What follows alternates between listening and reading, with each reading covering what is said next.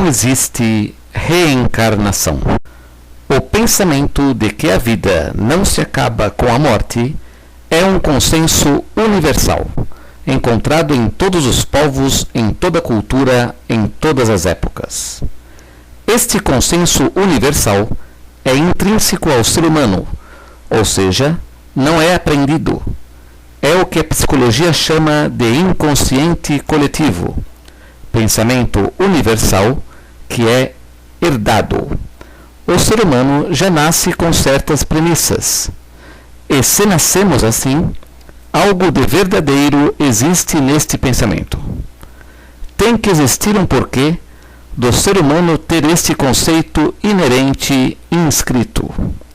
Porém, a partir desse conceito básico de que a vida não se acaba com a morte, os povos começaram a criar ou fantasiar explicações de como seria esta vida pós-morte.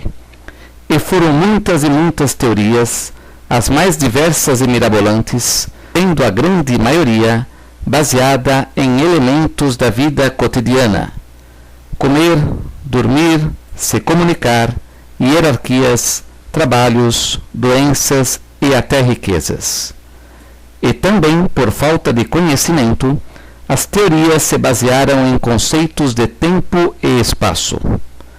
Tempo e espaço são grandezas físicas, que não podem existir na eternidade, ou no assim chamado plano espiritual. E assim, dentre tantas, foi criada a explicação da reencarnação, de que uma pessoa morreria e seu espírito voltaria para nascer em outro corpo, para se aperfeiçoar ou evoluir. Esta teoria tem todos os elementos da vida cotidiana e convívio humano. Logo, é a mais fácil de entender. Ou seja, não muda nada. Morre e volta de novo para aprender. E essa volta pode ser incontáveis vezes. E ainda a alma poderia esperar no além a hora certa de voltar, lembrando que não existe tempo fora da realidade física. E por ser a reencarnação uma teoria que é fácil de entender, se espalhou por muitas culturas. O primeiro e principal argumento dos defensores da reencarnação é a de que os próprios espíritos desencarnados estariam comunicando aos médiuns que a reencarnação existe. Porém, dependendo da cultura e da crença, este conceito ou argumento de revelação de espíritos muda radicalmente. Os espiritualistas ingleses não acreditam na reencarnação e alegam para isso o mesmo argumento dos que acreditam, que a reencarnação não existe porque os espíritos revelam isso. Ora, como pode os espíritos que se manifestam por lá falar uma coisa e os espíritos que se manifestam aqui ou na França falar outra completamente diferente? Seriam os espíritos daqui sábios ou honestos e os da Inglaterra ignorantes ou mentirosos? Alguns defensores vão dizer que estes espíritos ingleses dizem isso porque acreditavam nisso em sua vida. Ora, isso é outro absurdo ainda maior, pois a reencarnação para muitas culturas não se restringe a voltar a nascer no mesmo país, cidade ou família. E em algumas crenças acreditam que voltam até em planetas diferentes. Não existem revelações de espíritos. São manifestações do próprio inconsciente dos chamados médiuns, que falam do que eles próprios acreditam. Se existisse comunicação com os espíritos, a mensagem seria uma só. Cada médium vai dizer que quem está comunicando diferente está mentindo, ou desconhecendo a verdade. Os espíritos bons e sábios estariam só numa cultura e num país. Total falta de lógica e bom senso. Outro exemplo. Os budistas tibetanos acreditam na reencarnação, mas que podem voltar na forma de animal, alegando que esta verdade foi revelada. Ora, outras teorias sobre reencarnação afirmam que não se volta na forma de animal, que isto é impossível por causa da evolução e que os espíritos revelaram isso. Novamente verificamos que as supostas mensagens e revelações dependem da crença de cada povo e de cada cultura. Mais exemplos. Cada vez mais aumenta o número de pessoas e seitas que acreditam que, quando morrerem, se reencarnarão em extraterrestres, em planetas distantes, fantasiando histórias de naves espaciais e galáxias.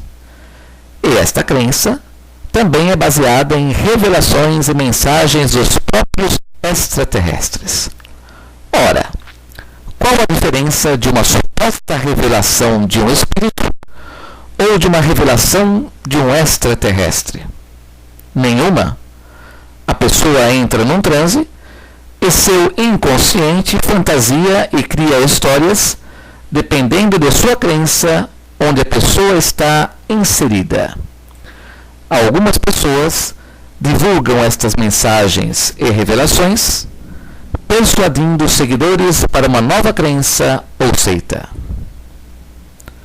O segundo argumento dos defensores da reencarnação é de que muitas pessoas recordam fatos de suas vidas passadas e, assim sendo, isto provaria a reencarnação. Pela hipnose, é possível ativar a memória do inconsciente e lembrar fatos da infância e outras etapas da vida totalmente esquecidas pelo consciente.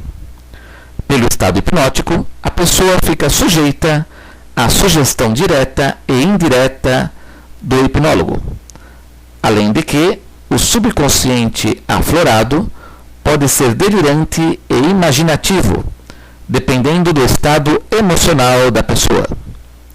Assim sendo, se uma pessoa que crê em vidas passadas passa por uma regressão, é claro e lógico que seu subconsciente irá fantasiar histórias de vidas passadas. Se a pessoa não acredita, mas o hipnotizador, sim, este também facilmente a influenciará. Exemplo: se uma pessoa acredita em extraterrestres e que foi um ET em outra vida, pela regressão, fantasiará histórias de extraterrestres, naves espaciais, etc. Se acredita em outras dimensões, gnomos, duendes e fadas, fantasiará esse tipo de história dependendo de sua crença. Se durante o transe hipnótico o hipnotizador pedir para lembrar o nome de 6 amiguinhos da pré-escola e insistir, é muito provável que a pessoa diga 6 nomes, mesmo sem ter feito a pré-escola. Capacidade de confabular do inconsciente. A fabulação ou confabulação é uma modalidade especial de alteração da memória e atenção que consiste no relato de temas fantásticos, os quais, na realidade, nunca aconteceram. São devaneios nos quais o próprio paciente acredita.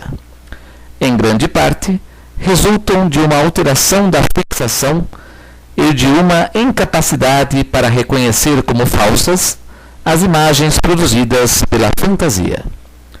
Forma-se todo um enredo que mais tarde, conforme a complexidade espiritual e as tendências da pessoa, pode produzir estados delirantes ou imaginários. Reparem que as pessoas que acreditam e dizem ter feito regressão às vidas passadas, a imensa maioria diz ter sido pessoas importantes, tais como Napoleão, Cleópatra, reis ou escravos sofridos. Nunca são simples lavradores. Estes são símbolos que o inconsciente usa para se expressar. E nesta expressão, as pessoas afirmam categoricamente que foram essas personalidades e estão convictas disso. Porém, não existiram milhares de Cleópatra e milhares de Napoleões. não passam de fantasias e projeções do inconsciente, baseadas na cultura e na crença, que podem até ser útil num diagnóstico psicológico.